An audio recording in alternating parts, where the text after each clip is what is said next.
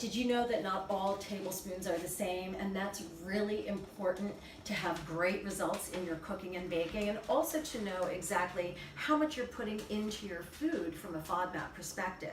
In Australia, a tablespoon is equal to 20 milliliters. Everywhere else in the world, it's 15 milliliters. What does this mean practically? It means that in Australia, 4 teaspoons equal a tablespoon, and everywhere else in the world, 3 teaspoons equal a tablespoon.